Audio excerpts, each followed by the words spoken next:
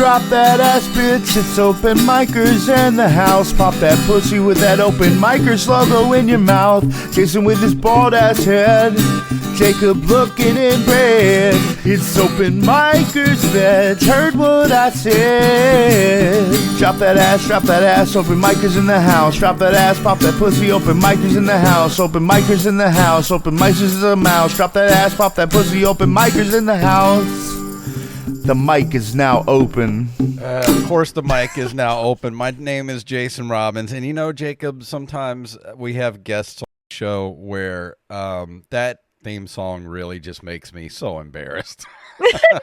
Yeah, no, I have those moments as well. I'm Jacob Craig, by the way, the other co-host. Jason just has to ruin me introducing myself. He can't even introduce me properly if he's gonna talk over my introduction like that. God damn it, Jason! I need new podcast host and my co-host, Mr. Jacob Craig. Thank you. That's all I wanted. Yeah, no, I go through the same thing where I'll book somebody like that's. You know, usually with a stand-up comic, I think it's okay, but I'll book like an actor or like a voiceover person or whatever, and we play the theme song. I'm like, it's only a matter of time. God damn it. They're only going to be here for a matter of time. But we do have a fantastic stand-up comedian back on the show today. That's what you guys listen for. You know, this fine, fabulous lady from Comedy Central. You know her from After Midnight. You know her from her various stand-up specials and albums, her latest of which is called Murder Sheets, and it is available on her YouTube right now. It is the very funny Liz Miele. How you doing? Good. It's a horrible song. I love it so much. I'm really proud that you guys were like, we're not going to make any kind of budget, and we're not going to figure out how to play it later. Like you're like, no, we want to be red in the face and not be able to look our guest in the eye. I'm really proud of you guys. That's commitment. Yeah. So what we did is we had just a regular drum guitar track that Jason actually made with a friend of his that we used for years, and we decided that we wanted like something like that kind of went with the show, so maybe something with lyrics that was kind of funny or whatever. So we reached out to some of the musicians that have been on our show, and this local guy named Touch Biloxi got back to us, who also hosted like a comedy podcast for a minute, and he's like, yeah, I'll send you guys a track. And like 20 minutes later, he sent me that song. And you're like, perfect. Yeah. And we were just like, we'll never need. Yeah, no notes. We'll never need. And he made multiple versions of it too. There's an acoustic version, a hip hop version, a punk rock version. No, it's done. You did it.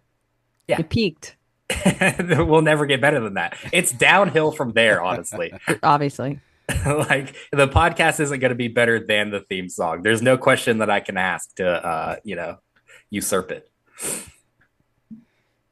Yeah, it's we're gonna change it one of these days, but no, not anytime soon. But let's talk turkey and get into this thing. So Liz, I mean, you've done so much stuff. Like it's kind of almost like I don't even know where to start with everything. Let's just kind of start with one of my favorite shows, After Midnight. Like, what was it like being on After Midnight? Please, I want to know details.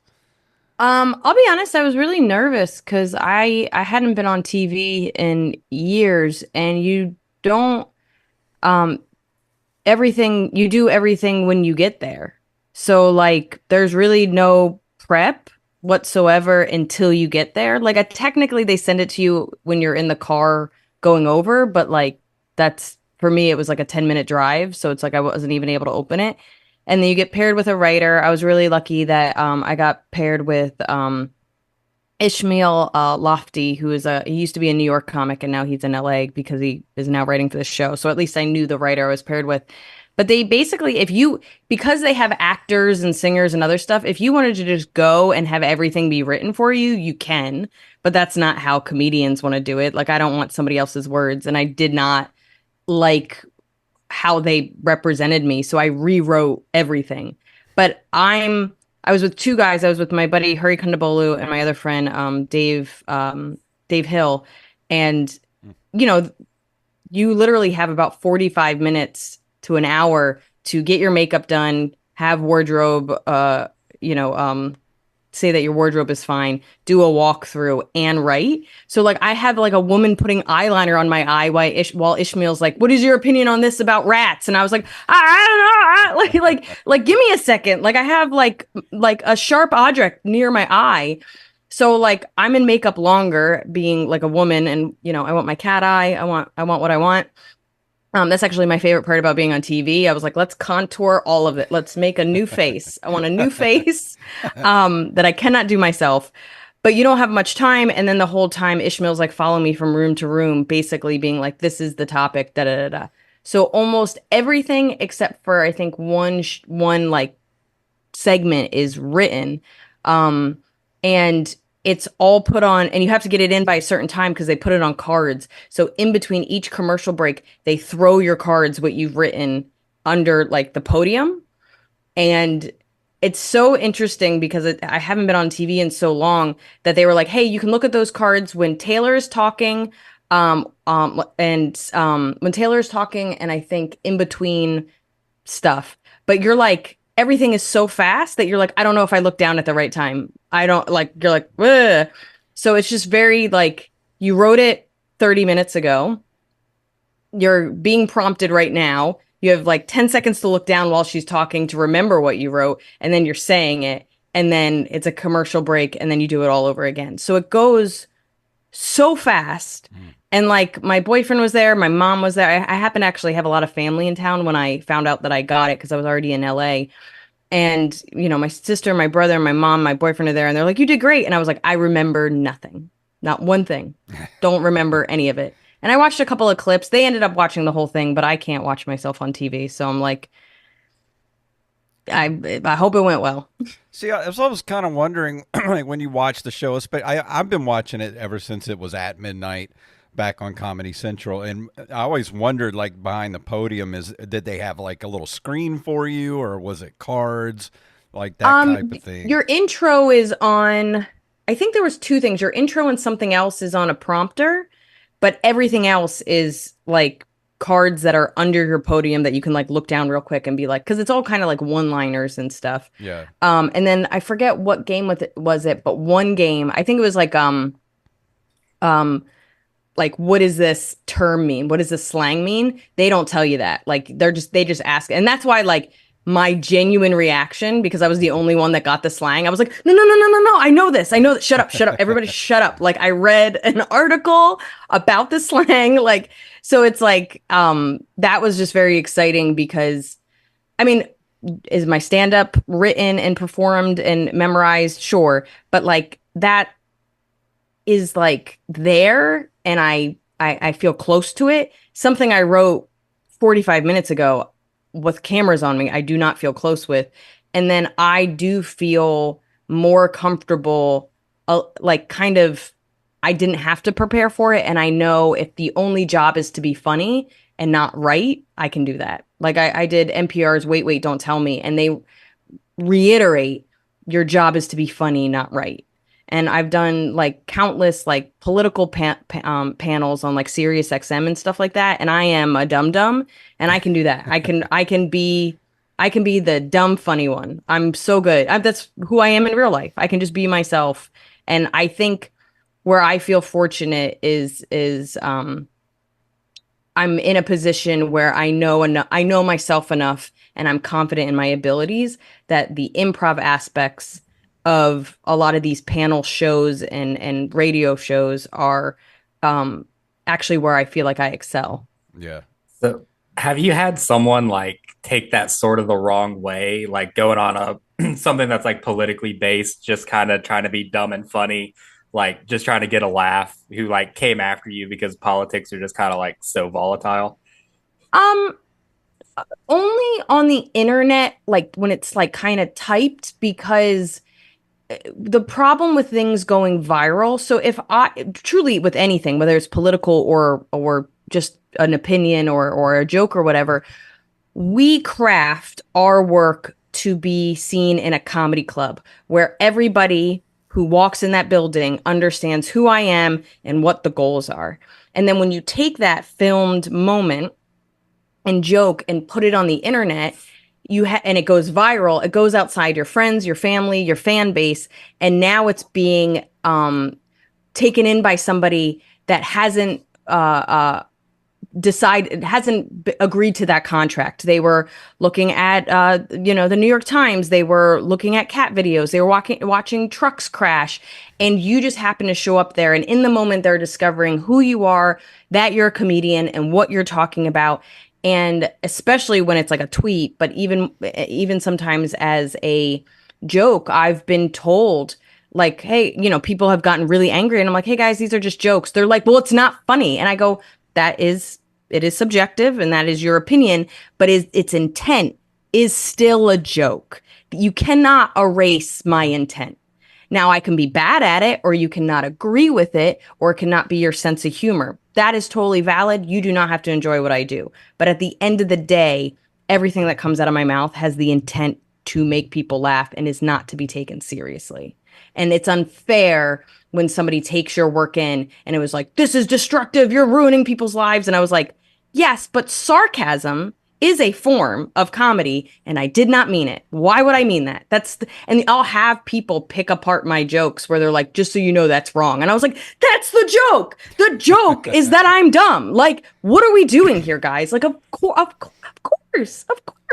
It makes me crazy. Genuinely crazy. And unfortunate, like, my career has taken off because of social media, but my heart palpitations are because of social media. You know what I mean? Like, it's all mixed in.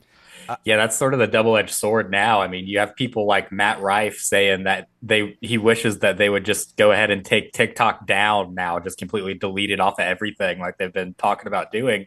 Well, you wouldn't have a career without TikTok. You wouldn't have millions of dollars without TikTok. And now you want to just get rid of it. For sure. And I mean, it's also, keep in mind, it changes and morphs. Like, I would say that most of my growth has been YouTube and Instagram, and the algorithm, and even TikTok, I've had a lot of growth, but all those algorithms are not the same as they were before. The same way that our grandparents will say TV isn't what they grew up with. They had 3 channels and everybody watched the same show, and you couldn't say this and da da da da. And there's pros and cons to what they had, the same way that, like, we're probably around a similar age. You grew up with cable, and, pros and cons of that, and da-da-da-da, and shows came out 1 episode at a time, and if you weren't home, you missed it, and blah, blah, blah. And then you have, like, TiVo and all that shit. So it's like it all changes, and the algorithm is just another version of that. So my algorithm, my TV, was different than what it is now, and it changes rapid fire. Trends and life used to be on an 8 to 12 year turn, and now it could be 3 months. Yeah. See, I grew up poor, so I didn't grow up with cable. I grew up with roaches. But aside from that, I get your point. I asked that question earlier about the politics because we had something on this show where me and Jason had an argument, like we have often. Like, if it's just me and him talking, we'll kind of debate about something that we care about to a certain degree, just for the laughs. Like, it's not like a real argument that, like, continues past when the cameras are off. We were talking about who was better between David Bowie and Kid Rock, because I'm an idiot and I love Kid Rock for his music, not necessarily his politics, but I'll pretend that he can't do anything wrong in my eyes because that's fucking funny. And it barely dipped its toe outside of people that listen to this podcast, like, just barely. And I had, like, people giving me death threats because they were like, you support Kid Rock who does this, blah, blah, blah, blah, blah. And then I just started posting Wikipedia clips of, like, David Bowie said that he loved Hitler and, like, diddled kids and all this shit, like, in response. And it just made him madder. So, but, like, look at Dana Hesham, where she had a joke on, This Week at the Comedy Cellar, mostly about Venmo, but it mentioned, a rapper that had died, and he was beloved by his fans, and just the mentioning and the dismissal of him caused people to give her death threats, dox her mother, and we're talking about a joke where he wasn't even the focal point. So you have people that aren't even paying attention to. First of all, it shouldn't matter. If you fucking actually feel that way, who gives a shit? You're an idiot. Who cares? You know what I mean? Like, Right. that's how I take in the internet, where I'm like, I hope that guy gets hit by a bus. Like, we don't want that guy voting. Like, but there's nothing I can do, and life is out of your control. And there's this belief that you can yell to control people, or you can explain away people's whatever. And I'm not saying you shouldn't try, but who's ever been yelled at and gotten their point across? Like, even to kids, like, you'll be like, well, they make their bed now, and it's like, yeah, but they don't like you and they don't want to be around you, and now your kids don't talk to you. So you got the result, but you didn't get the relationship. And I think that's the same thing, which is like, I've had fans that don't agree with me, or fans that are like, this, you got political, fuck you. And it's like, all right, well, I'm sorry you don't see me as a multi-dimensional person. Like, that's out of my realm. But I think more and more the internet is eating itself, because there's no this decorum of, like, if you were at a party and you were saying this, you might roll your eye at your partner or your friend, but you're not gonna fucking tell them. You're not gonna take a butter knife out and try to stab them. Well, that's what you're we gonna were be talking like, about last week. Remember, Jacob? We're talking about, like, we live in a world now where, because of the internet, people feel like they can say whatever the hell they want to say without repercussion. Like, if you were to say some of the shit in real life that people say on the internet, you'd get punched in the mouth, or shot, or worse, if you said some of these things to people in real life. And I think the internet's just weird. And like you had mentioned about, she had said something about some rapper or whatever, but the internet, and I don't ever remember this beforehand, but people being so, like, super fans of, like, people, like Taylor Swift fans. Like, if you say anything about Taylor Swift, they'll dox you. They'll send death threats, like all kind of shit. And it's crazy. And it's like Trump people too. It's like, what is this cult of personality that has gone wild on the internet? And these people don't care about you. Like, I had a joke about Stevie Nicks doing drugs, and it's like slightly inaccurate, but it's like, who cares? Like, she talked about all the drugs she did, but I said that she had done heroin and she hadn't. Doesn't even fucking matter. It's a joke, whatever. People lost their goddamn minds. And I had all these people I was blocking left and right, because it was just people being like, you fucking monster, Stevie Nicks is a hero. And you're like, she's a singer. Like, I fucking like Fleetwood Mac too, but she could give a flying fuck about you. Why are you and like, should it have something back because maybe they were a drug addict, or they know? It's like, who cares? But it's like, one, it's a joke, and two, she doesn't care about you. Like, this is insane. Insane. Yeah, Stevie Nicks doesn't care about much. She's too busy doing heroin. And it doesn't even have to be about people. I had a thread go viral a couple of months ago. It's still going around. I still get people sending it to me because it's getting shared all over the place. But I wrote, I don't remember the exact quote, but it's like, I declare that us Zennials born between 77 and 83 be known as Goonies. And like, it was just a dumb little thread. I have never in my life been called stupid, like I'm an idiot, I'm a fascist. So silly. I'm like, what is happening? It makes I need to up my numbers. Yeah. I need to call you dumb more. But it's like, you take all the fun out of being stupid and silly. Like, is everybody so serious?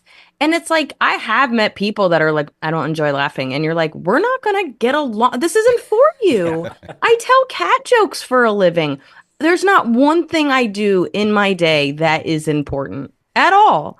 Like, at all. Do I get stressed? Yeah, but it's almost stupid, because nobody needs me. Nothing needs to get done. I just need to pay my rent and make sure I feed my cats, and I am done adulting in my world. And people are like losing their mind about something I said. It's like, dude, nobody's listening. Go away. I can't get like, I just can't be affected by that. Like, that's such a horrible way to live your life, just being triggered and upset about things that I had no second thought about. Yeah, and I Yeah. think too that once people reach a certain point, like I'm sure that the point is measurable too, like 100,000 followers or some bullshit like that. But I think once people reach a certain level of fame, everyone thinks that they know everything about them because there's Yeah. so much about them that's published and everywhere and tabloids and you read about them or whatever that they just stop having layers.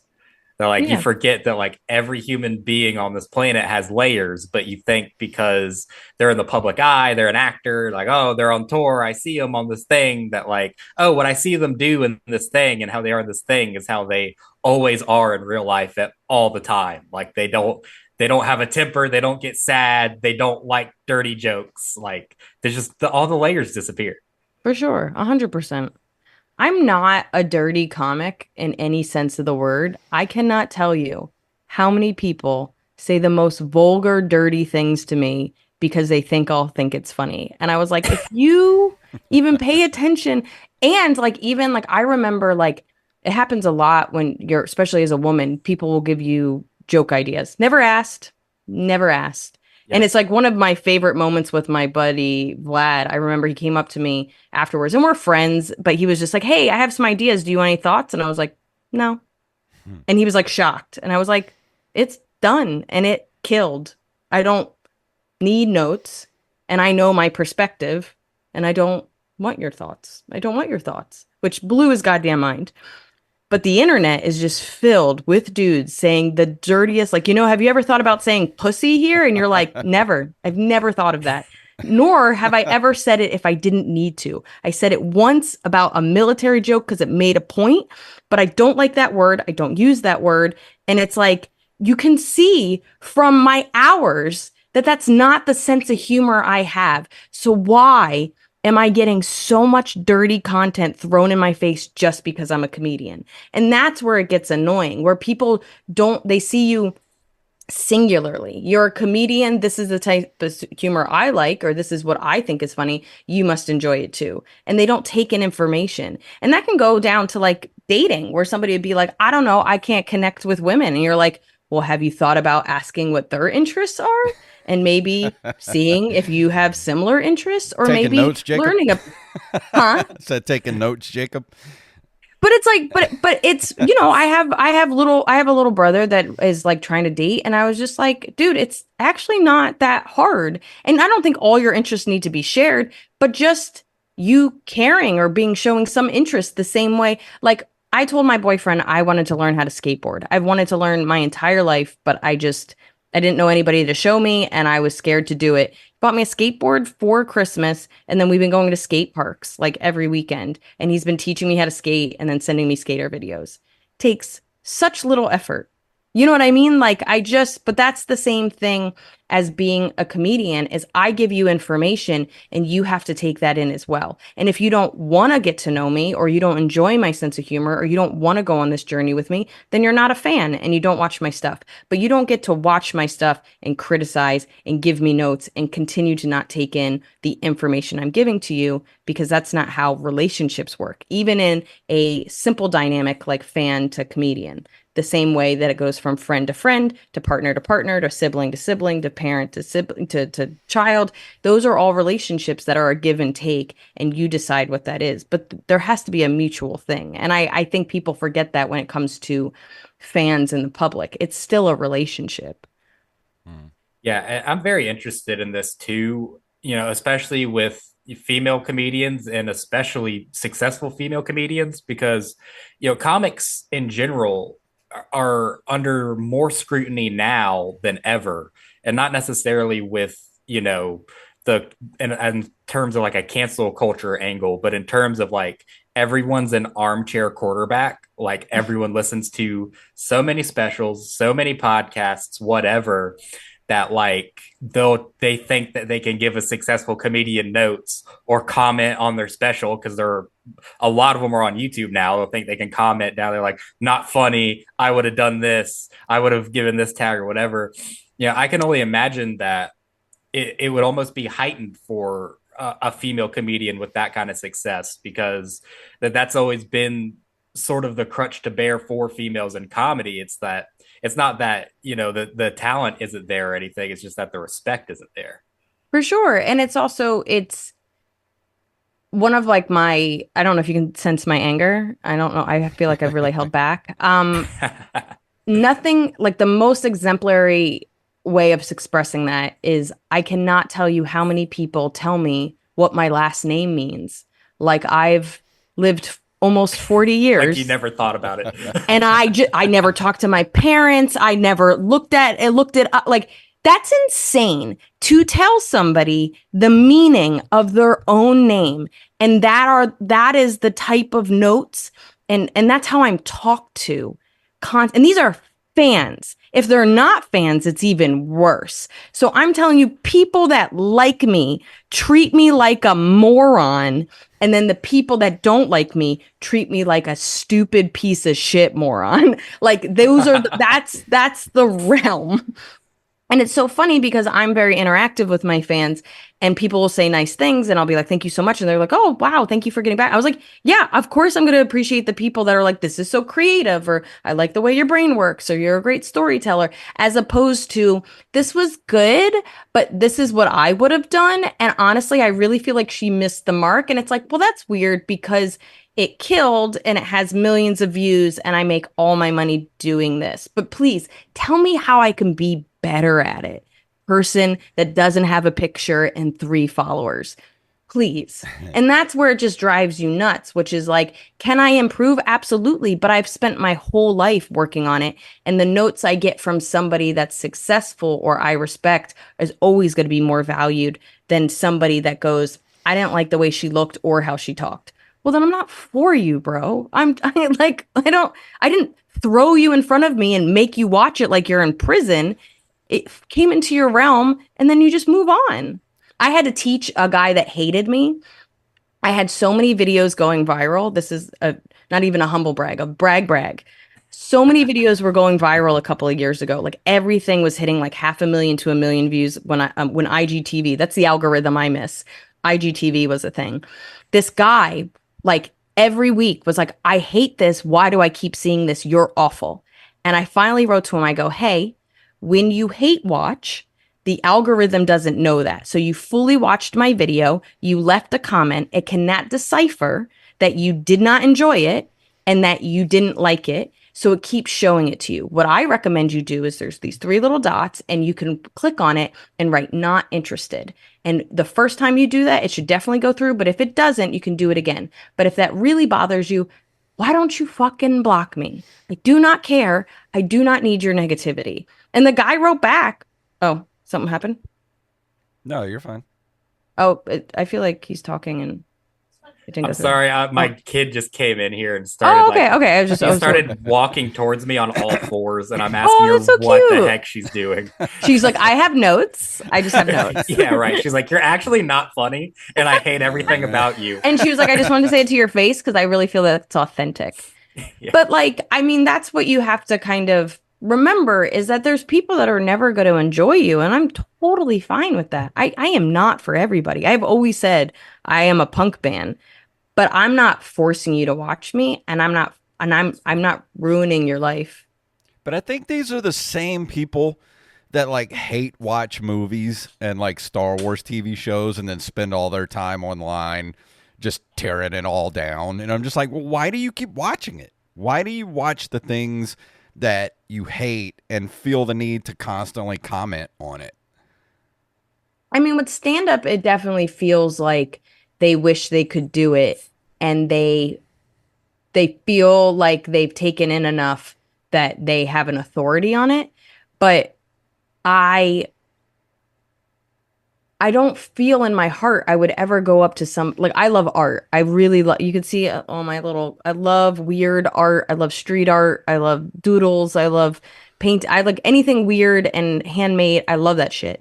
And I would like to learn to draw. I'm kind of trying to whatever, but I've never looked at a piece of art I didn't like and have any part of me want to let that person know that they missed the mark.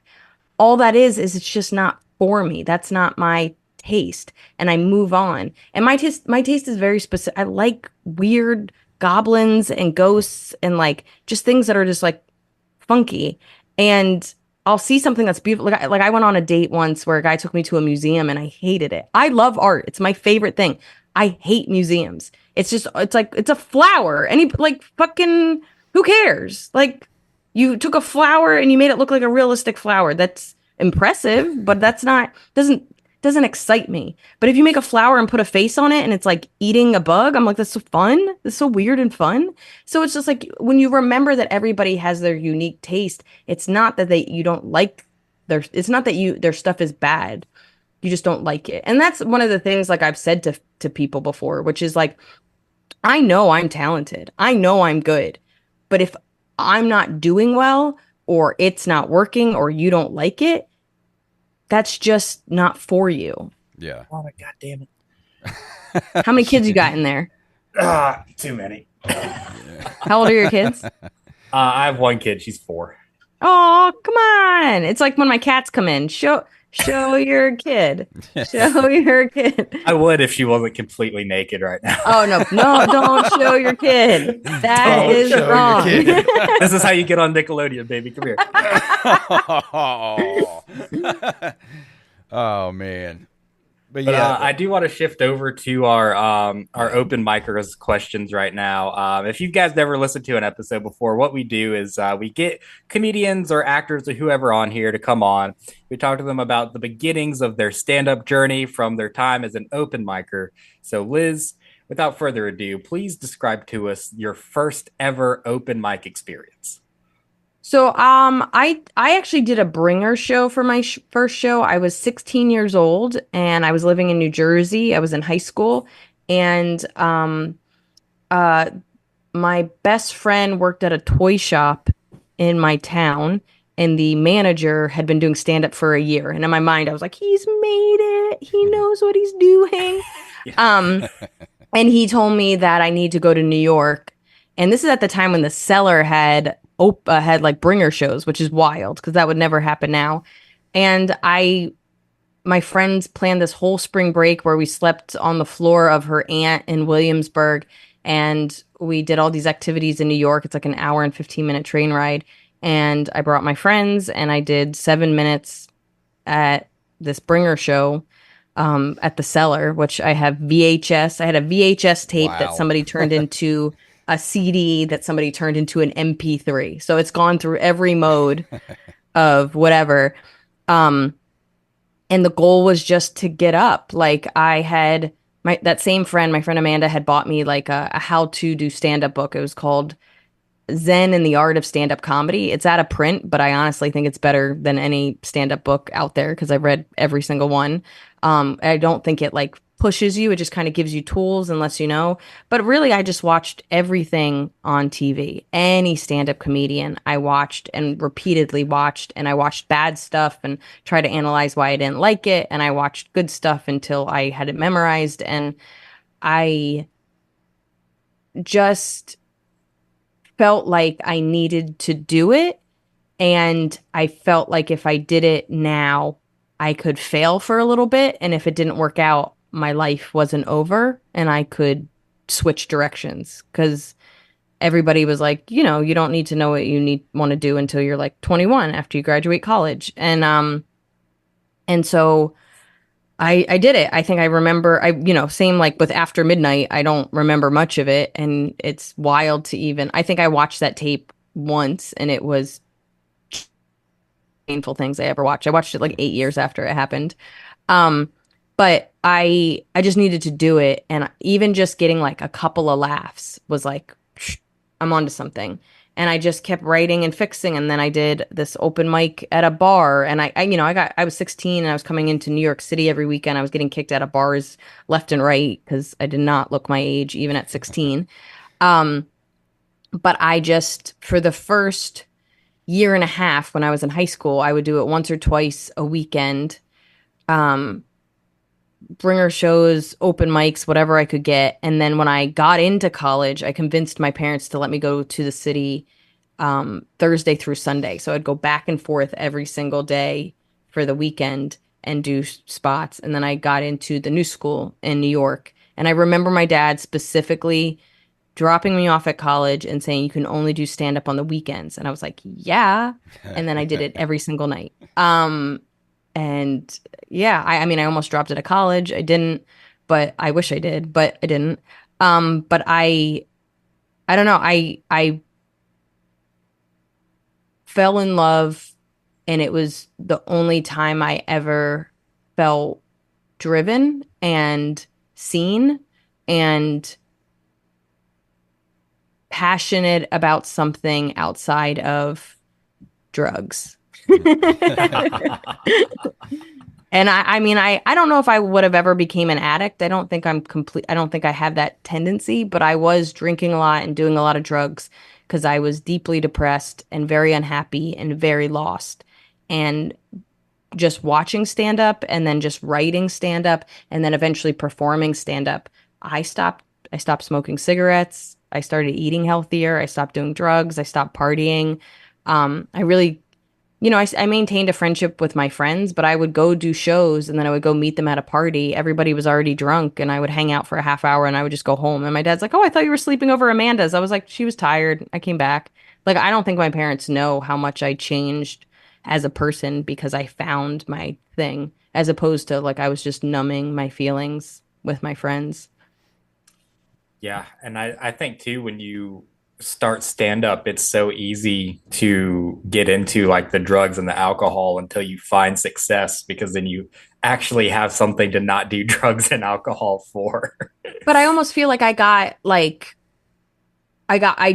almost didn't do, like, I drank a little bit, but it was so important for me to do well on stage. And while I understand like a lot of my friends would do that stuff to calm nerves and not be present, it was so important for me to do well and I couldn't focus. I mean, I'm dyslexic and I've never been the most studious person, but I kind of needed to give it my all to do well and to like remember stuff. I have a bad memory that it straightened me out and continued to keep me straight because I mean, I think I was drunk once on stage or tipsy.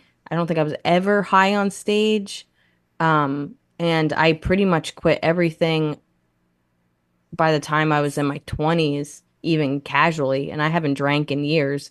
And a lot of that has to do with health, but like I was I think a lot of people that do it in the business is because they never dealt with their feelings, but like as I continued to get to know myself, as I went to therapy and as I really understood why I was doing those things, I didn't really need them. And I wasn't scared to fail on stage because just the act of doing it truly was success to me. Like, and like going back to like all the hate comments and stuff, there are so many people that are angry at me or any comedian with success because they're too scared to take the first step. And that has nothing to do with me. But many people attack people because they're too scared to do what we've done. And I can't not be, you know what I mean? Like I can't not live the life I want to live because some guy's scared, right? So I think I had a pretty decent head on my shoulders pretty young because just the act of doing it was success. Yeah. And then I went through the phases of if I'm not on TV or if I'm not big, I'm not successful. And I definitely went through a bitter phase. But honestly, therapy and good friends is the reason I got through that as well as found the success that I have found. Yeah, I've been in my bitter phase for the last 7 years, so can't wait to get out of it. But it's not going to just randomly happen either. It's a choice. And I think every comic goes through this. I'm good enough. Why am I not being seen? But we're surrounded by talented people. I live in New York City. Everyone on the show has murdered. Everyone's good. Everyone's unique. Who are you to believe that you deserve any more attention than that person or that person? Everybody's working hard. Everybody's talented.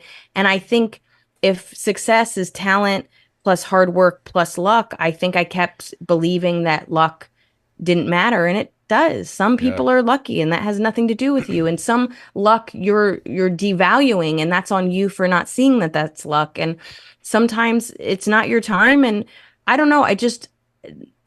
The ability to believe that this egotistical notion that just because I'm here and I'm good enough means I should have what other people have is painful, and it's unhelpful. And I think every time I've reevaluated and got back to that 16-year-old girl that's just happy to be here, my life has been better, my career has been better, my jokes have been better, and I like being around myself, and other people like being around me.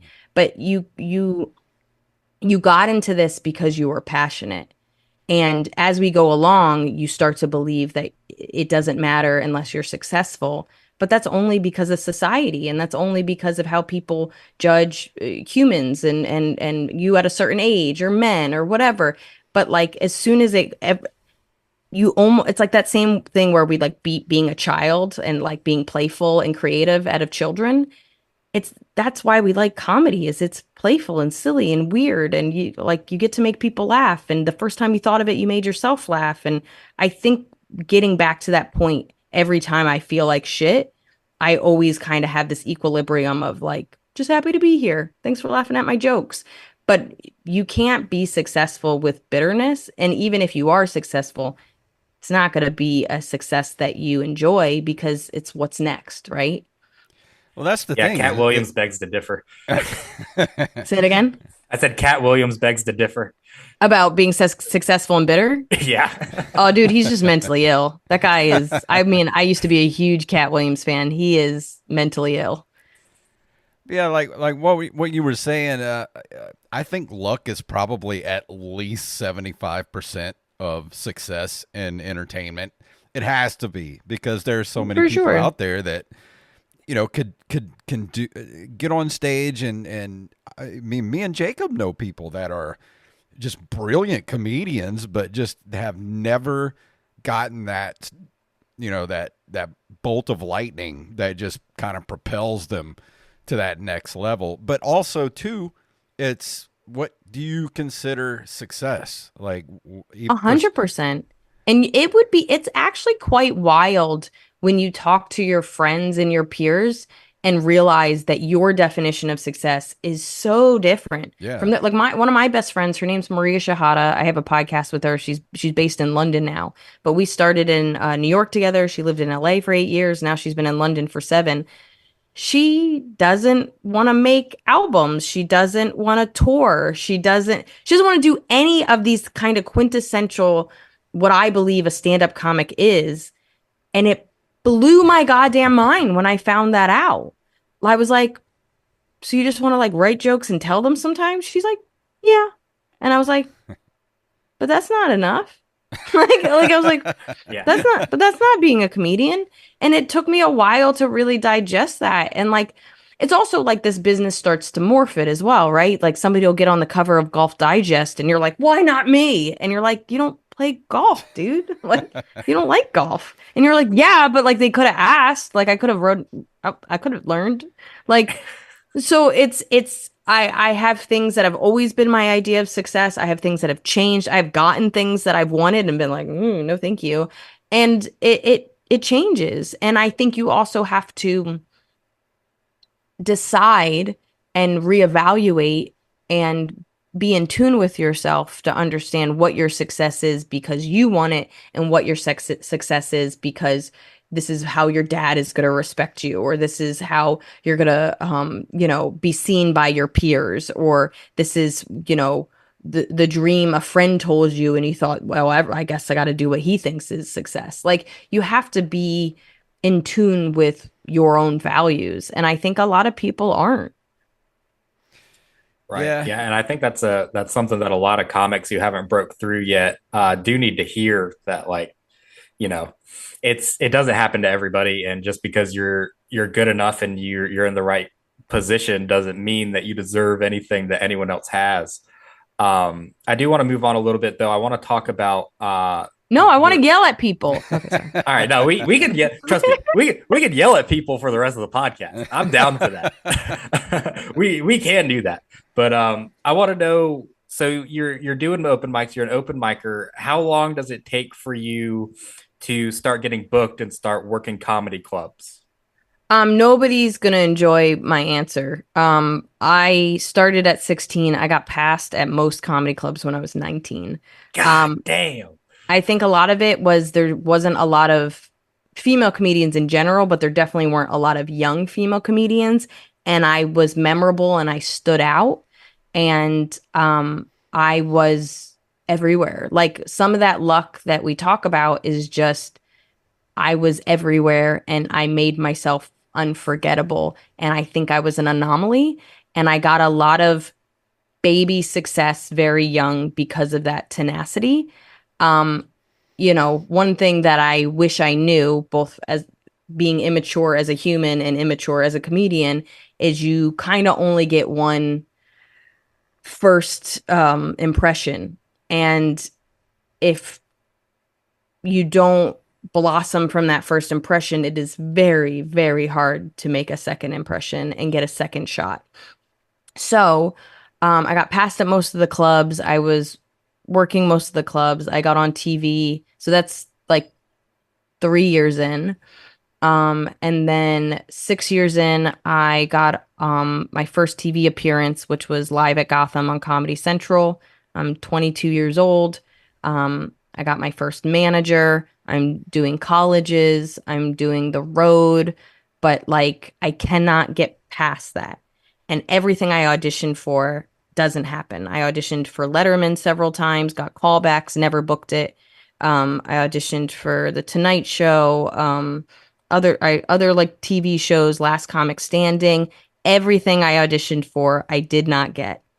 And it just stalled. And I'm now in my, mid 20s and nothing is happening when 10 years into my career, I thought it would, and I'm not moving on. And even though I'm technically young, and often when people start thinking about it, I am already considered never going to make it. And that was the beginning of my bitter phase and the beginning of me truly being the most depressed, one of the most saddest points in my life. But my turnaround was almost what we talked about before, which is if nobody wants me. And the other thing is like, I was like, well, I'm just not good enough. Like I was so insecure that I was like, well, if I was better, I would get more things. So I just worked harder and harder and harder, and I still got nothing. But I could see the results. I'm making people laugh. I'm getting work where I can, but nothing is easy.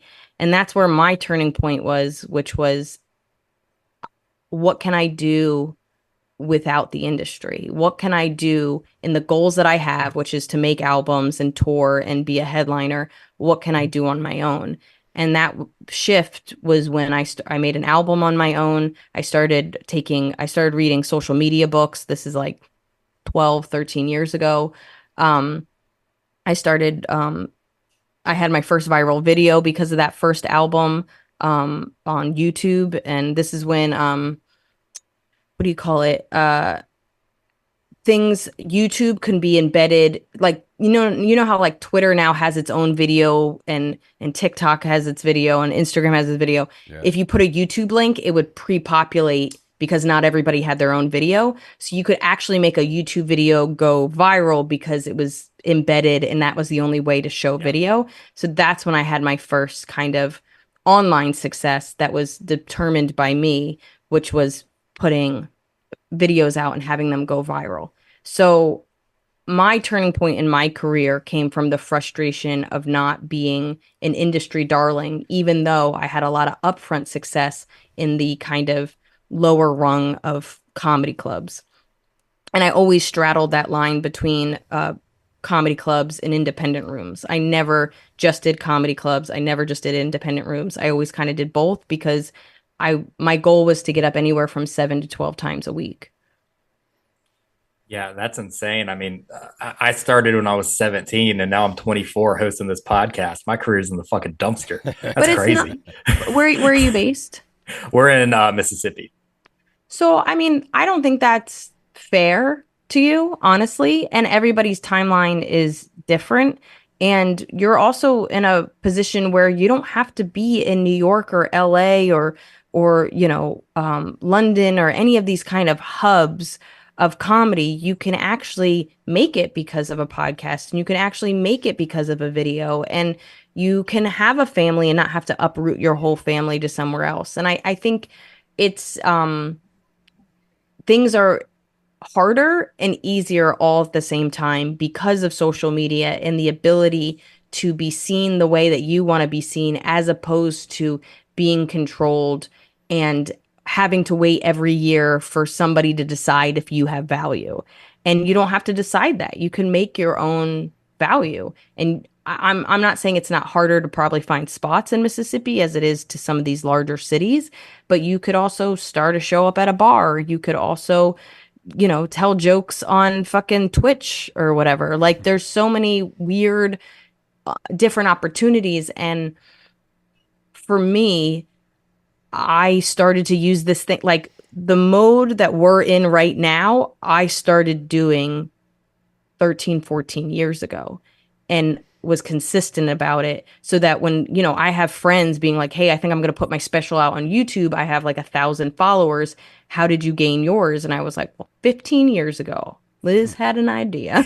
You know what I mean? Like, so it's, what is it, that quote? The best time to have planted a tree was 40 years ago. The second best time is now. Mhm. You have to, one, not compare yourself. I think everybody does that, and the internet only makes it harder.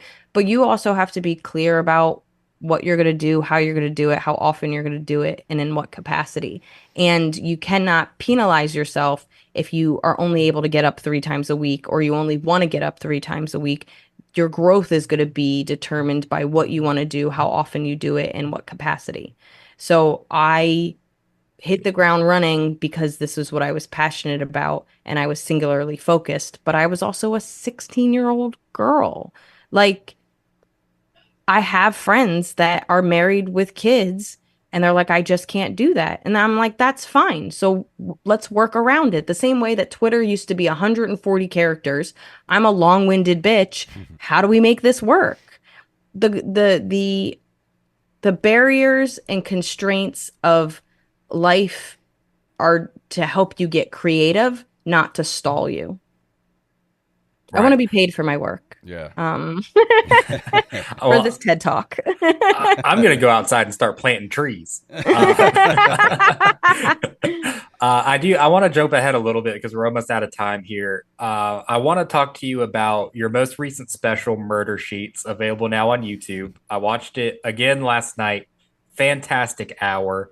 What went into recording that specific stand-up special, and were you demoralized in any way when it did get demonetized because of the title? It wasn't the title. It was because I called my cat a cunt. Okay. 51. I assumed it was the title with that had murder in it. No, it's funny too, because I have like a YouTube representative that I was like, hey, do you think this is going to hurt me having the word murder in it? And he's like, nope, you're good. So, this is my 5th hour, and it's funny. My first hour is on, because I had somebody for $100 record my first hour, and I started making videos, 10 years ago.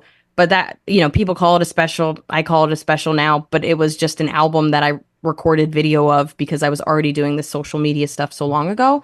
And I put that first hour out 8 years after it came out. 8, 6 or 8. I can't, life doesn't make sense anymore. But I put it years later out before I put out my Self-Help Me special, because I was trying to sell it and I wanted to show them I had a fan base, and the pandemic happened. And I was like, people are online. I want to show people I have a fan base. And it is my best special yet because the world was home. That being said, this special, I was the first time I hired like a proper production company, and less was on my plate because I really did everything myself. I hired the camera people and did it like everything was Mila Deal me doing it myself. And Murder Sheets was the first time that like most of it was done by the production company and I could just relax a bit. And I'm hiring them again. And my boyfriend's an editor and he will be editing my next one. And that's very exciting and cost effective. I recommend sleeping with somebody that can help you. Took me so long. Everybody accuses you of that as a comedian, but it took me over 20 years to be like, oh, why not? If they already think you're doing it, just do it. Everybody, just fine. So I'm sleeping with an editor, and he's gonna edit my next special. But this one was, it's still stressful. This was my hardest hour to perform because I've never played with my my octaves and my pace the way I have here. I had 3 very long jokes and very intense jokes where I got rapid fire fast and my brain isn't that smart and I fumbled it a lot. Like I performed it for a year and I would mess it up sometimes and it was very stressful because at least one of the times on one of the tapings I had to not mess it up. So I nailed the first performance, but I was very stressed and I couldn't remember. And the second one, I felt more relaxed, but I made more mistakes. But, the nice thing about having done this many times is just merge it together. Nobody will ever know. Doesn't matter. But this was my hardest performance-wise to do. But I am incredibly proud of it because I'll probably never do an hour like this again. And as you know, my last joke or stories in this 11-minute story that took me months to polish. Like that's an 11-minute story and most spots in the city are anywhere from 12 to 15 minutes and I would go on stage and be like, hey, I'm going to tell an 11-minute story. If you don't get on board immediately, it's going to be very painful for both of us.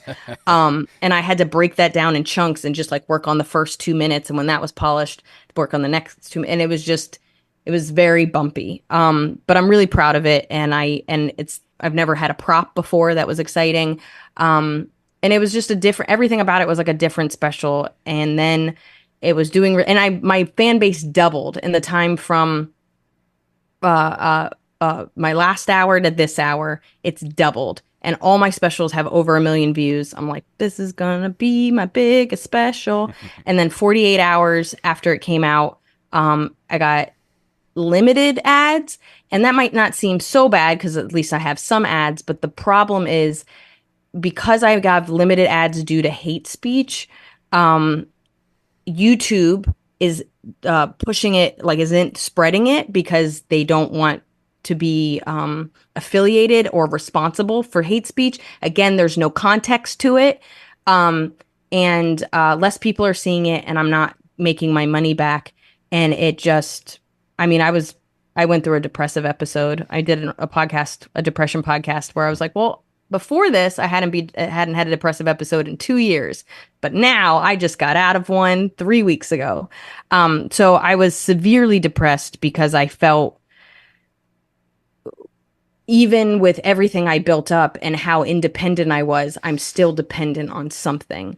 And now people not only am I not being, my stuff isn't spreading and I'm not growing, which is, I don't make a lot of money from this. I basically pay myself back enough so that I can make the next one. But I'm in the hole. People aren't seeing this thing I'm proud of. And I feel like I have no resources. And I was even talking to somebody at YouTube and he's like, well, you're shit out of luck. So I actually hit like a pretty bad depressive episode because of it. And I saw it happening. I've had many my whole life and I knew to reach out. I talked to my therapist, blah, blah, blah. But I did reach out to people I knew that had something similar happen or people would tell me something happened. I kind of was all just like friends. And through that, I talked to Fahim Anwar in LA, who I don't know. His story was similar and it happened like 2 months before me or a month before me. We started trying to exchange notes. And the one thing he said is like, you should tell your fans. And I felt embarrassed, if I'm being really honest, and stupid and silly, especially because people don't really understand how little I make doing what I do. And I think in some ways they understand it because I put this thing out for free and obviously it costs money. But I think they think, well, it has millions of views. You must make $1 million, right? But that was important to me to be incredibly transparent about how much I do on my own, how much these things cost, and how little I actually make, but why I do it. And I actually am very honest with people that my reels and my TikToks and whatever are trailers for you to see my special, and my special is a giant trailer for you to come see me live. I make 70% of the money I make on live performances. So it bummed me out, but honestly, it was a really big lesson in your fans want to support you. And not only did I probably from that video, like a 2-minute video alone, I got another 50,000 views just from that. And then a comic I don't know had a different contact, asked him to look into it. And I had because I was trying to get my ads back like a month earlier. I had my boyfriend bleep the C word in the thing. And you have to use their editing. It's awful. So it's like a guitar riff. It's like it's not like a proper bleep. And I left it there hoping a miracle would happen. I was still trying to like contact YouTube and stuff. But because I had it bleeped, because this guy at YouTube was higher up, he asked it to get reviewed. It got approved. I got this really cryptic message from a comic I don't know that was like, "Hey, Liz, your ads are back. Go check." And I was like almost angry. I was like, "Who the fuck are you? Like, you don't." And it was. And then I had to like call up my boyfriend and be like, "Hey, I'm going to go propose to another man and I need you to be cool about it." But I learned a lot from it. I'm more scared, I'll be honest. There's this Beaches song that my sister got me into that goes, "What doesn't kill you makes you paranoid." Yeah. And I am very paranoid. I don't feel like everything worked out. It definitely hurt my views. This special is definitely not going to get as many views as my last one.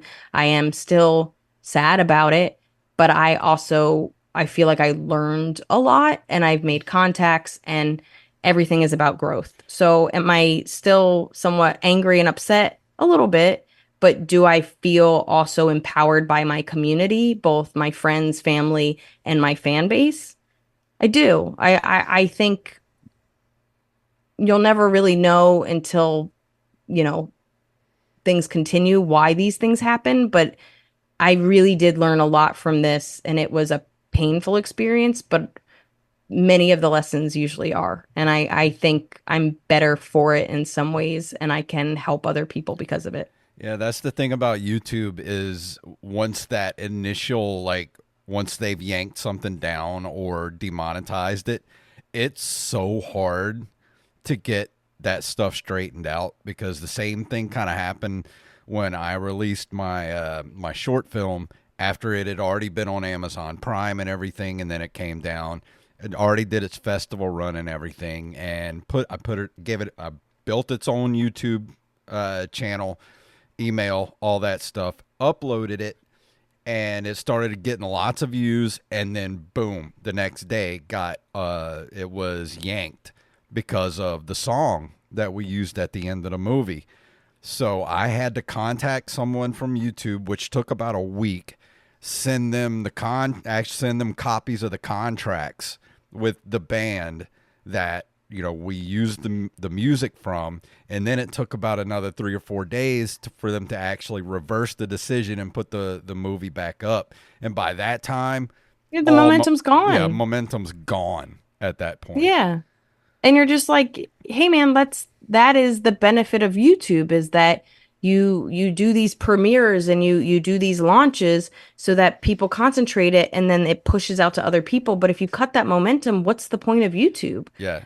I'll just, I have my own fan base. I can do it somewhere else. The goal is to grow. And if you don't help artists grow and you don't have any, a better way of facilitating this, what's the point? And I mean, I'm friends with the creator and owner of Punch Up Live, and I put the uncensored version on there, and that might be something where I might launch that under a paid platform and then do it on YouTube. Like I'm thinking of next steps and what this looks like in the future and being more creative, but it still is a conundrum with them trying to cover their asses while not appreciating and taking care of the people that made them successful. Yeah. But also, like, they should just, when you upload stuff, they need to just add that into, all of the metadata that you put in. Like if you do upload a short film, do you have permission for, the music and use, put like the all that PDF stuff. in there or whatever. Or the same way that, like, I was going back and forth because so I said the C word, Fahim said the F agate word. And when you look at the monetized thing, it basically says if anything is considered hate speech, you could lose your ads, but it's not specified. And then 2 months after Fahim and a month after me, they specified F agate and the N word. Still says nothing about the C word. And I'm the second comic that has been penalized for using the C word in not hate speech context. And it's like, so even when you reframed it, you still haven't put it there. And I wrote, hey, if you're not going to say that this is a problem, I want my fucking ads back. But it's like, I could go on forever, but we're in a transitional period algorithmically. Yeah. And even Hollywood, like, things are weird with Hollywood and people are getting laid off and things aren't being made because of possible strikes now, not even current strikes, like the allure of, like, the cloud of there might be a strike. Things are fucking weird right now, and we are all kind of in survival mode. Yeah. And it's uncomfortable, but I also think, again, you got into this to be creative, and if even just 7 people see my special, at least I did it, right? 100%. Yeah, man, Australian comics don't stand a goddamn chance with the They do cut. not. They're all going to be demonetized. We do need to be heading to the door. This has been a fantastic podcast. Liz, thank you so much for coming on. Please tell everyone where they can see you live, and tell them what you want them to see, where they can see your special and find you online. Yeah, Murder Sheets is free on YouTube. Just go to youtube.com/Liz Miele. I have other specials on there that you can watch as well. I am off until August, and then I start touring again, and I am touring my new Hour Space Camp, and I am actually taping that September 15th at the Bell House in Brooklyn, if you want to go see that live taping. And I have a book called Why Cats Are Assholes. I got to read that. Yeah, and everything I have is, like, all social media is at Liz Miele. My website's Liz Miele. It means honey in Italian. I feel like I never actually told people that Miele means honey in I was Italian. going to look it up and actually let you know what it meant. Yeah. It means honey in Italian. It's also apparently a German vacuum cleaner company. So it either means vacuum in German and honey in Italian. That's quite a range. So strange. Anyway, thank you so much for having me, and I appreciate it. So, Jacob, you want to tell everybody what the day this comes out? What is that? The 19th or whatever? Where are we going to be, Jacob? Yes, the day that this comes out, if you're listening on the live version, you're too late. We will already be there. But if you are listening on Patreon, you can see me and Jason together in Baton Rouge at Rally Cap Brewing Company. We will be on the Stoned versus Drunk versus Sober showcase. Jason will be Team Sober. I will be Team Drunk. We will be pitted against each other once and for all to see who is funnier. We're both probably going to lose. We're very bad at comedy. Buy tickets and come see us.